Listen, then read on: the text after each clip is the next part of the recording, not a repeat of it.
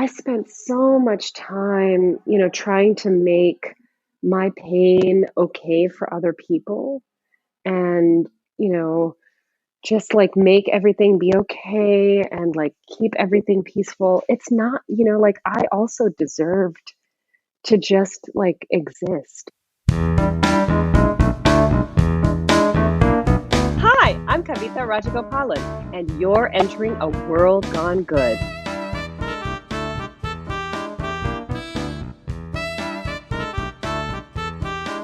Well, hello, my name is Steve, and here we are doing what we do week after week, finding the light in the darkness and proving all those naysayers wrong by finding the good out there. You can get more good by following us on Instagram. We are at World Gone Good Podcast. However, will you remember that? Well, I'll repeat it for you. It's at World Gone Good Podcast. Speaking of repeating things, my first play in 19 years goes up in just a month at the Hudson Backstage in LA. Happy Birthday, McKenna is a dark, wrong comedy that will make you look at your own family and say, you know what? My family ain't that bad after all. 12 shows only, beginning March 3rd. Visit hbmtheplay.com for all the info. I'd love to see you there. Again, that's hbmtheplay.com. Okay, so today's episode is part 2. Yeah, we did an old school to be continued at the end of our last one. This is actually the first time we've ever had a two-parter. Exciting! If you haven't done so yet, I highly recommend you go listen to the previous episode to this one and get all caught up. And if you already did that, well then I should just pipe down and get to it, huh? How dare you? How dare you?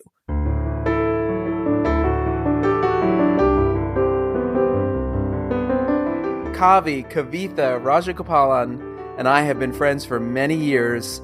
She continues her good family story right now.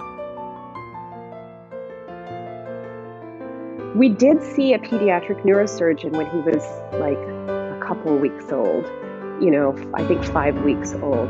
And it was an amazing visit. The doctor looked at all of his MRIs and all of his files and everything. And he said, I never get to give people good news.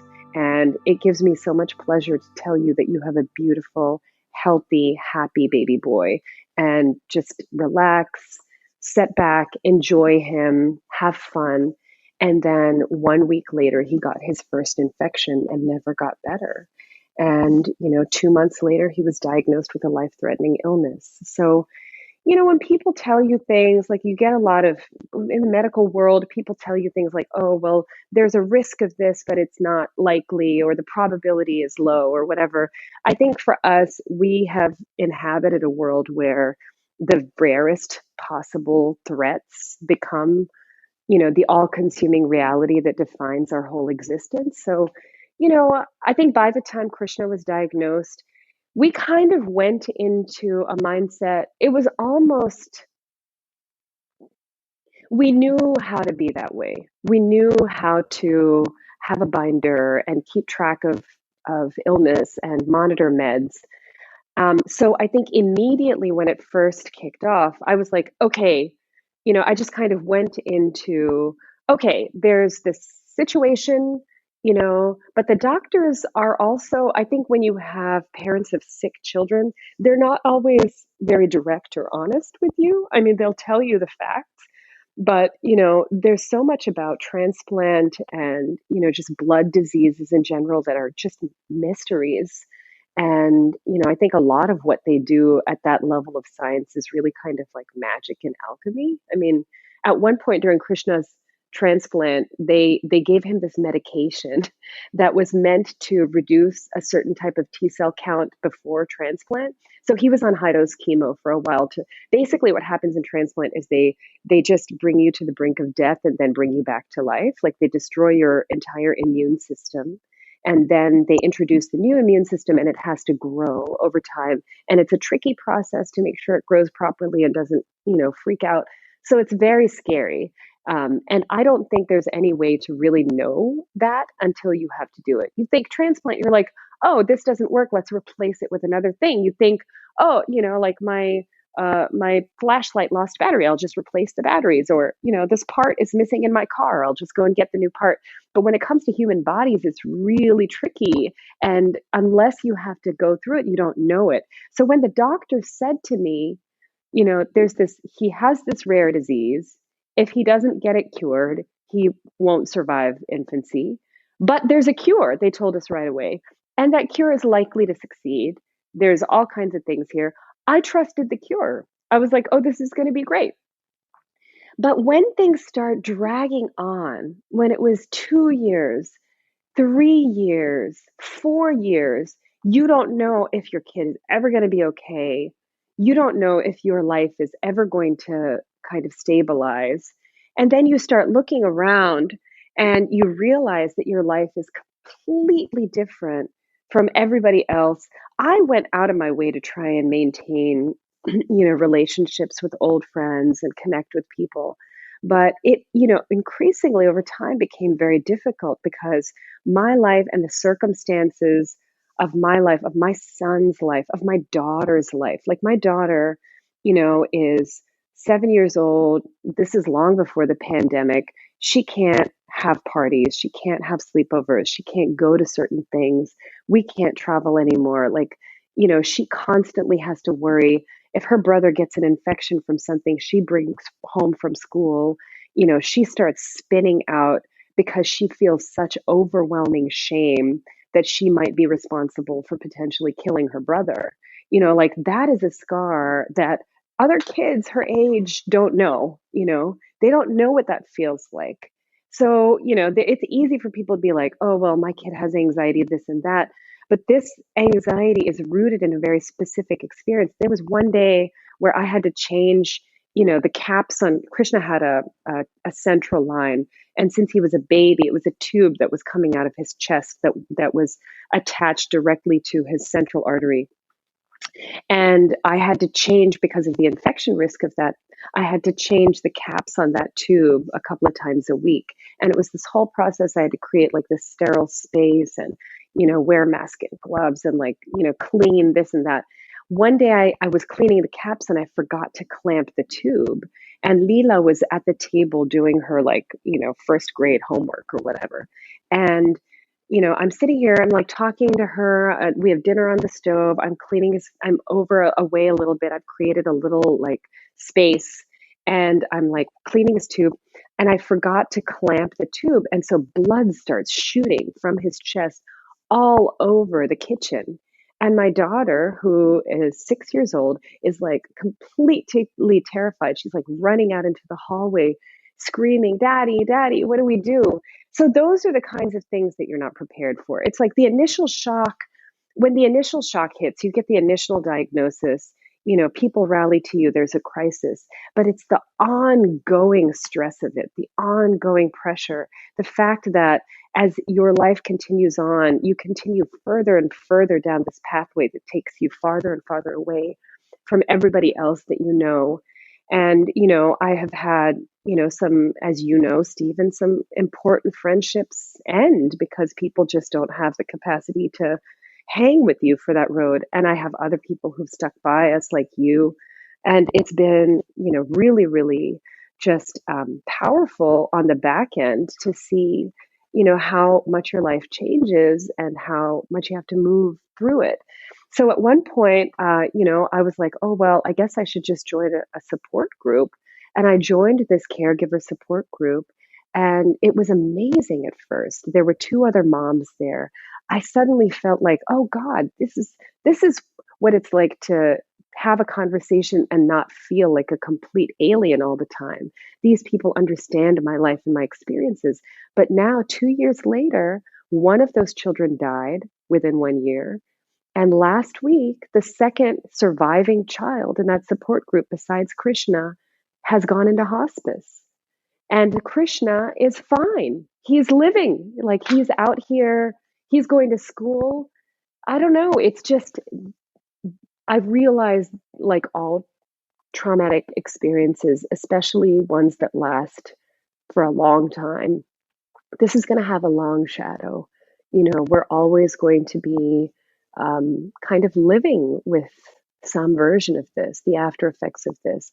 Gratitude will always be tinged with some grief, and hope will always come with like a little bit of a casing of fear. And, I think that's always the way it's going to be. But I think that's also something that happens as you get older. That's what happens when you lose people, when you go through these things. But maybe it just happened in a different way for us. Um, I don't know the pain of losing a child. I'll never know that. But I know the pain of thinking you're going to lose a child, and it's like I've been through other things in life. Like there's nothing that's been harder and more confusing and more taboo, and especially during the pandemic. I mean, you and I have talked about this. I really feel over the last 2 or 3 years, I'm a writer as well. Looking around, I just feel like there's been an overall kind of loss of empathy, certainly in New York. And, to me, I look at it and I see this is very much a kind of a collective trauma response. We lost 50,000 people here over the course of a few months. And there's just been so much fallout from that over the last couple of years. And, I think that has led to a loss of empathy. People just can't connect anymore. I wonder what that means for us as writers. How do we write about, the challenges that we face as a humanity, climate change, rising authoritarianism, all of the violence in our society? How do we deal with that when we can't tell a story and, prompt like an empathy response or a compassion response with each other? So, like us, I think, like our experience, I think there's going to be a long shadow from this thing. And I feel now, in some way, lucky that at least I know from personal experience what that feels like and how to live with that.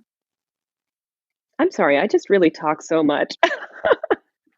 No, that's what I I just want. ramble on. You talk, no, you don't. It's great. Don't worry. I edit, but also you're fantastic. Listen, we talk about being a writer and writers, and every classic fairy tale ends with "and they lived happily ever after." And that's the thing that I think has traumatized us as a society right now is like, do they? Do we live happily ever after? But Do they? you're right. But you're having your own happily ever after. So my Right. question to you is looking forward into the new year, what is it like for you to just look at it kind of from a, sorry, boring average mom with boring average kids and boring average Brooklyn, having a boring average? I mean, what is it like to look at the new year and go, oh God, we could actually make some New Year's resolutions that are attainable? And what does that look like looking forward like that? Is it weird to make that shift? Well, I don't think it's been a shift really, because I think what happens is when you go through a mass tragedy, your brain chemistry changes. So what happened over the last year, because it's been kind of a long transition with Krishna, like we had to slowly taper down all of his meds. We have to start revaccinating him. Pandemic is still going on, flu, RSV, there's all of this stuff. And because he hasn't been exposed to the world, he gets sick a lot. It takes a while. He's in school, he's behind in a lot of ways because he was on this medication that caused his hands to have tremors.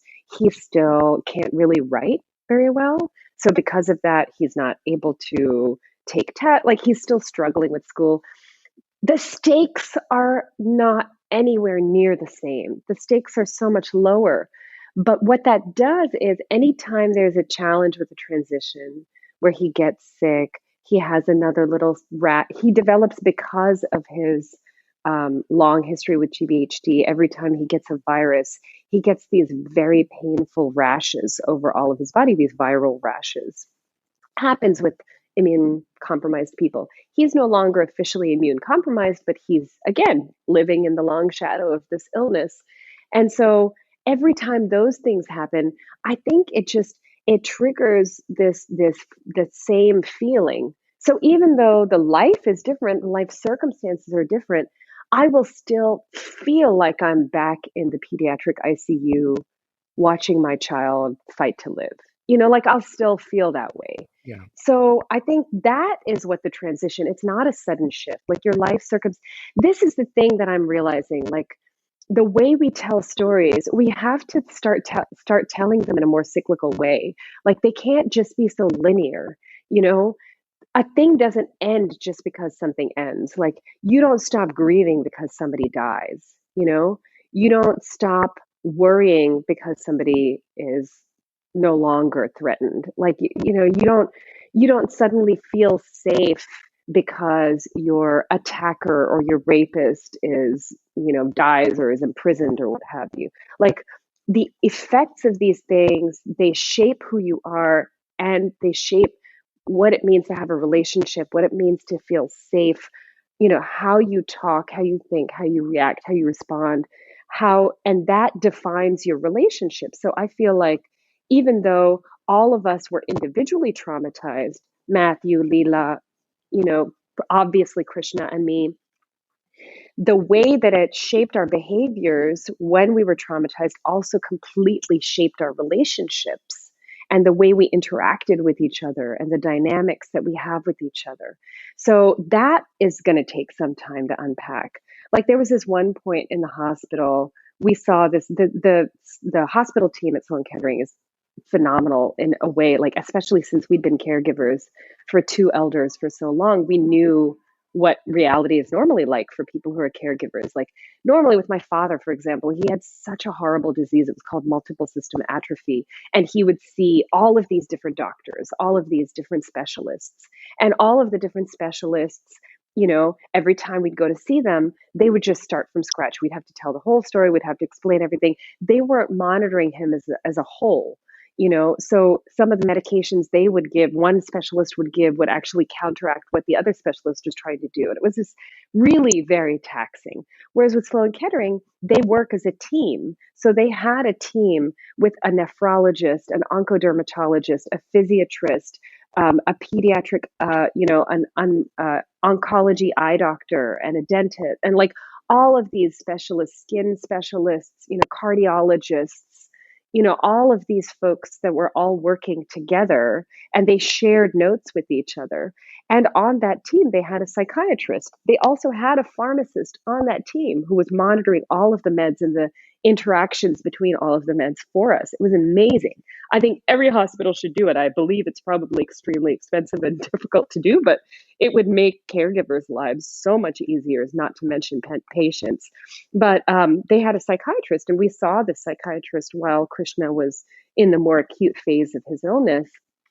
And she told me once, she said, I was like, well, it's just been hard with this and that. And she said, well, just be aware that, when you're in stress and trauma, your behaviors are anxious, and you become anxious, and your behaviors in anxiety make Matthew depressed. And Matthew, when he's dealing with extreme stress, he becomes depressed, and his behaviors in depression make you very anxious. So, you're kind of like doing this to each other while it's also being done to you.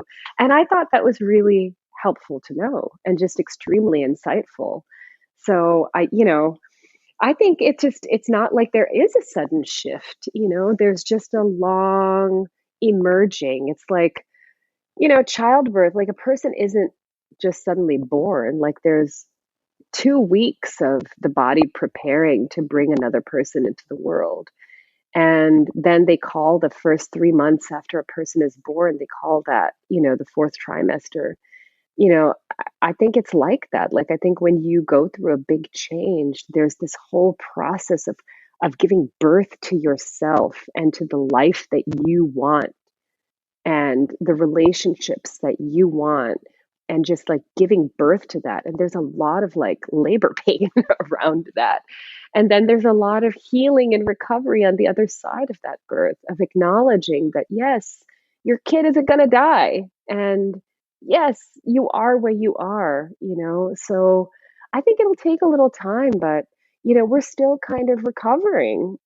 We're still navigating the transition. It's really amazing. When I saw you last year and I saw that little boy, and I asked him what he wanted to do, like, what do you want to do first? And he said that he wanted trains and planes, was the Mm-hmm. first thing he said. Mm-hmm. And you touched on that when you were talking.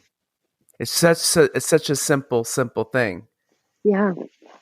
that we all, I think, sometimes take for granted, just our ability to get up every morning, right? And like stand up and walk Yeah. and go to the bathroom on our own, and just the littlest of things that we take for granted. Here's a question that I ask a lot of my guests. It'll be the fourth to last question. Don't worry, there's three more after this. What would Kavi right now do and say to Kavi of 6 years ago when you first got the news? What would you tell her if you could go back?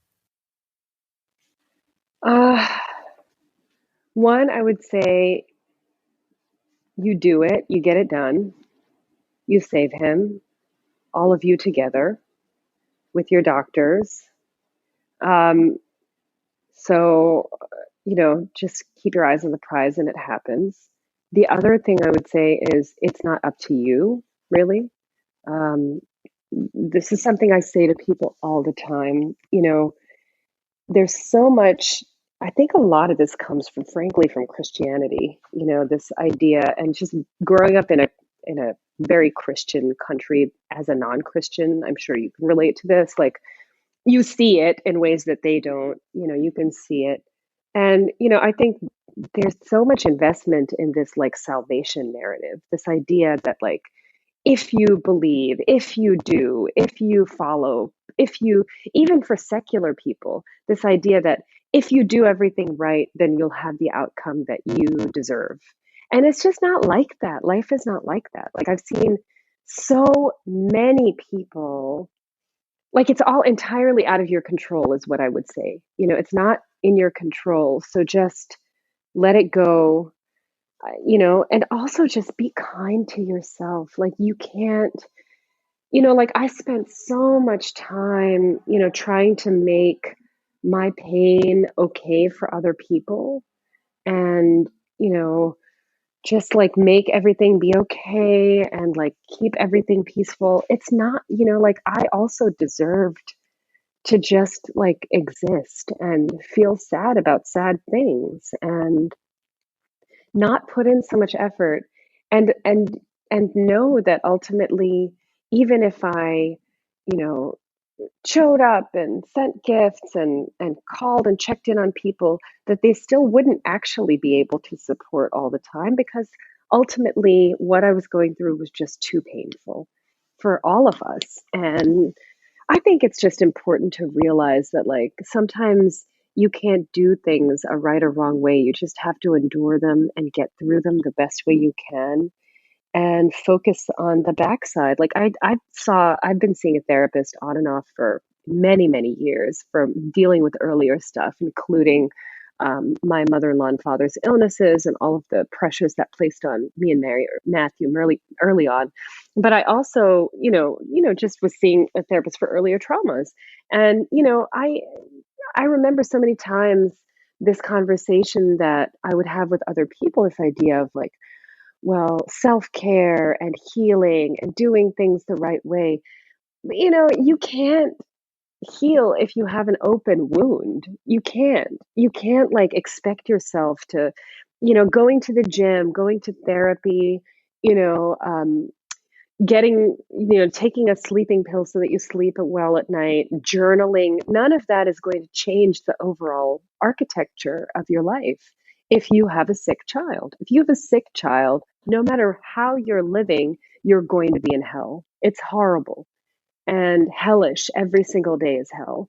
And you can't make it be any other way. And you just have to give yourself a lot of grace, and give grace to the people around you.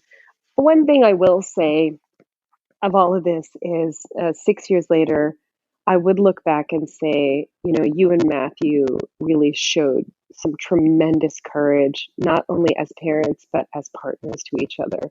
I know a lot of people's marriages don't survive these kinds of things. This just really brought us a lot closer. I mean, obviously, we still have a lot of our issues, we always will. But, I'm really, really, I think, before Krishna was born, there was no way for us to know. There was no way for me to know, just what a phenomenal person I'd been lucky enough to marry. And you just can't know ahead of time. You can't know, if your partner is a person who can really stick by you and stick by themselves and stick it out during these kinds of tragedies. The final three questions that we end every show with. Question number one, I'm going to change it up just slightly, but question number one is going to be anything we've already talked about, anything you want to say. Who inspires you? Who inspires me?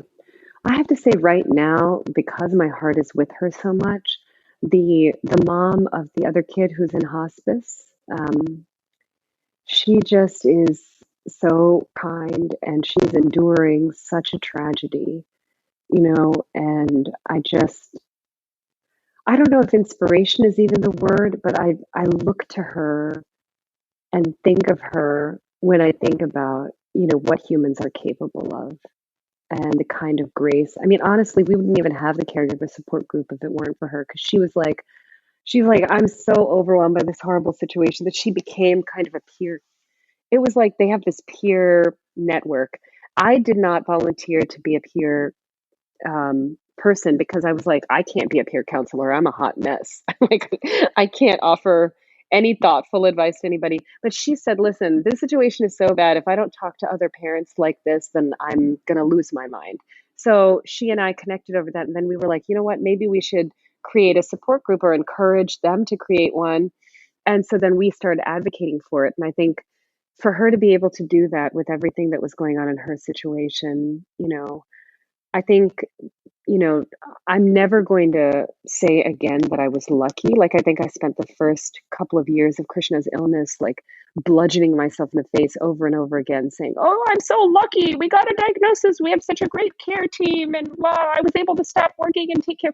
It's not a lucky thing to have a life threatened child. That's not good luck. But I will say that, compared to what their family has been through, like we did have in many ways an easier time of it.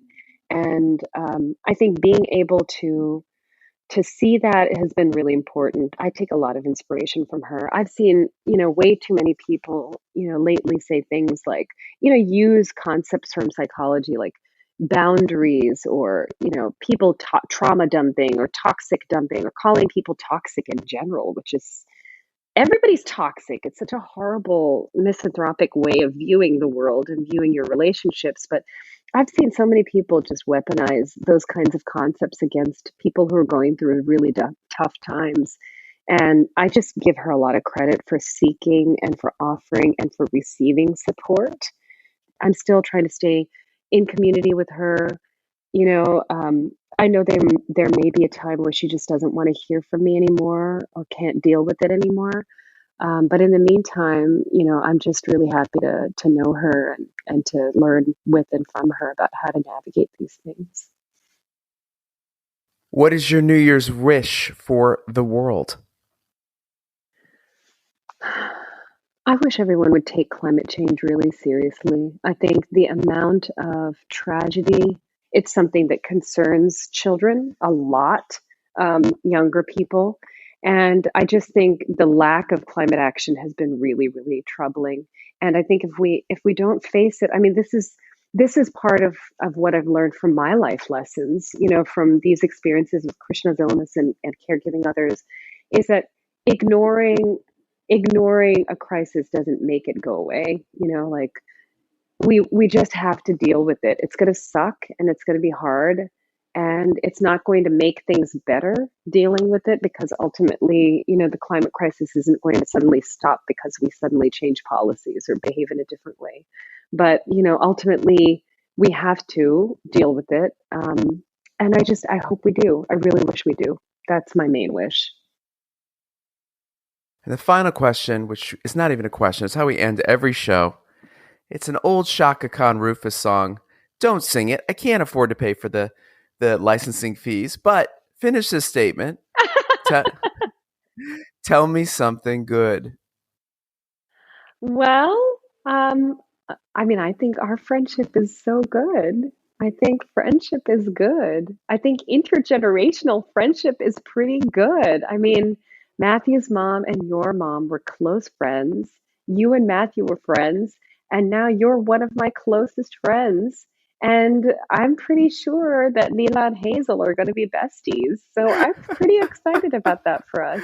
Oh man, I can still see your husband and his brother Jay ringing our bell and asking my dad. I mean, how the story goes is they rang our bell and they had just moved in to this almost totally white neighborhood, these two little black kids, and they rang our bell and my dad answered the door and Jay said, "You got any kids our age that we can play with?"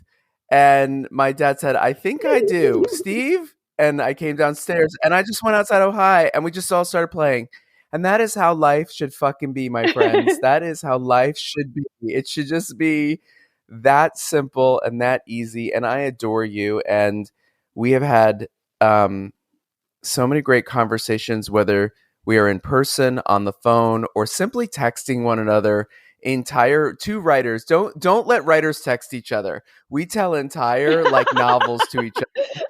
And we're both on our own. Like I'm telling one story. Exactly. I'm telling like one story. You're telling another. We're totally following each other, commenting on each other. Oh, and then this other thing, like all that shit. But happy New Year. Happy 2023.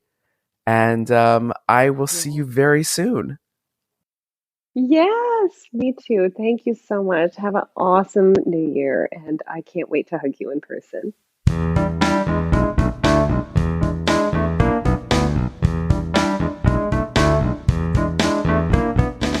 Thank you, Kavi, for sharing your good and being one of my favorite people ever.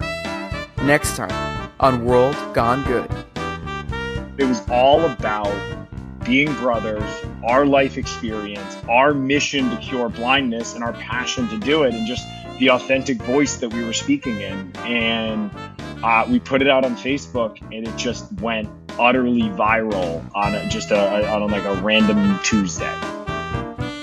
My producer Lisa emails me, and I quote, that's what she wrote, "We have to get these guys on the show!" Exclamation point. To which I responded in all caps, "Go get them!" Exclamation point. And she did. Brad and Brian Manning are two blind brothers, literally, and that's also the name of their company. They offer you this challenge. Would you shop blind? Brad and Brian took their own personal circumstance and turned it into something so good. You've seen them already on the Today Show and Ellen, and for some foolish reason, they decided now to do our show. I can't wait for you to meet them. Truly, two of the funniest guests we've ever had. Until then, be good.